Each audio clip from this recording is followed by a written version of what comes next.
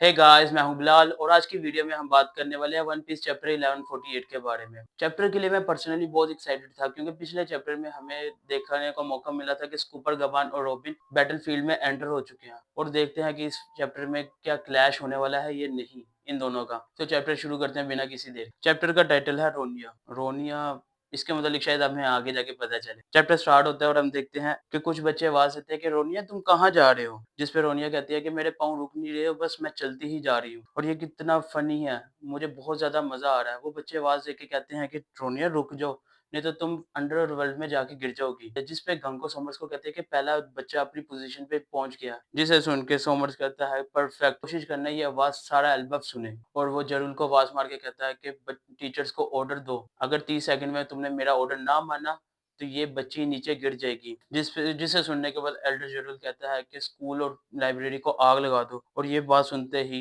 एल्बफ में मौजूद जितने भी जायंट्स है वो कहते हैं कि जरूल तुम पागल हो गए हो, ये तुम क्या कर रहे हो? स्कूल और लाइब्रेरी हमारी हिस्ट्री को कैरी करते हुए यहाँ तक आई है और हम ऐसा नहीं कर सकते, इससे हमारी सारी हिस्ट्री खत्म हो जाएगी। सारे जायंट्स आपस में बात कर ही रहे थे। फिल्म में देखते हैं रॉबिन को, जो चॉपर को कहती है कि तुम यहीं पे छुपे रहना, लेकिन चॉपर कहता है कि तुम्हें नहीं पता कि वो इंसान कितने ताकतवर हैं, तुम यहाँ से बाहर ना जाओ। लेकिन रॉबिन कहती है कि मैं अपने इमोशंस पे कंट्रोल नहीं कर सकती। अगले पैनल में हम देखते हैं स्ट्रॉ हैट्स को। नामी कहते हैं कि तुम वाकई बच्चे को मारने लगे हो। जिम्बे कहता है कि इस दुनिया का घटिया तरीन इंसान भी बच्चों को कभी भी होस्टेज नहीं बनाएगा। जिसे सुन के उसुप कहता है कि बास्टर्ड तुम ऐसा क्यों कर रहे हो? इसके बाद हम देखते हैं रिप्ली को, जो फ्रैंकी को कहती है मैं तुम्हें ज्वाइन करूंगी इनके खिलाफ। और इसको सुनते साथ ही फ्रैंकी कहता है कि जो तुम्हें चाहे वो करो। डोरी और ब्रोगी कहते हैं कि हमें इस ग्रुप को 2 हिस्सों में स्प्लिट करना होगा ताकि एक जाके बच्चों को बचा सके और दूसरा ग्रुप इन मॉन्स्टर से लड़ सके। अगले पैनल में हम देखते हैं सोमर्स को, वो कहता है कि तुम कब इस स्कूल और लाइब्रेरी को जलाओगे? और इस चीज को मेंशन करता है कि कोई भी बुक बाकी ना रहे क्योंकि हम तुम्हारे कल्चर और हिस्ट्री को डिस्ट्रॉय करना चाहते हैं।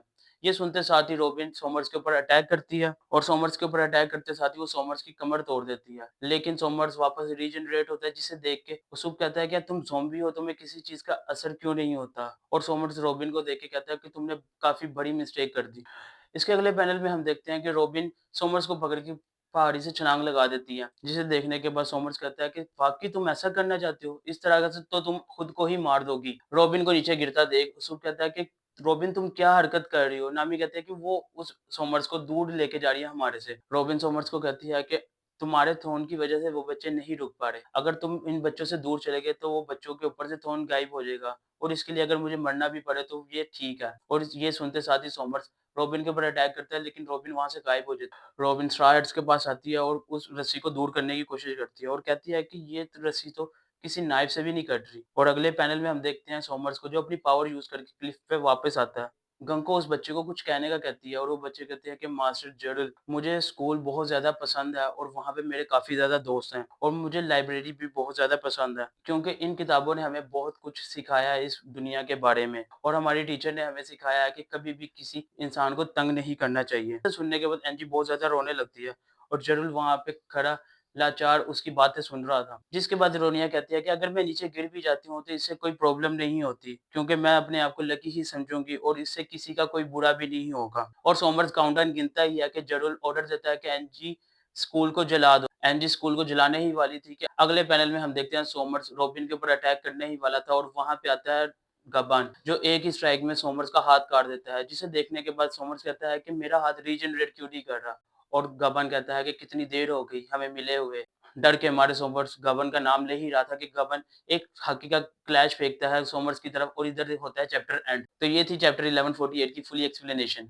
अगर आपको ये वीडियो अच्छी लगी तो वीडियो को लाइक करें, चैनल को सब्सक्राइब करें और कमेंट करके बताएं अपना फेवरेट मोमेंट इस चैप्टर के बारे में। Thank you for watching.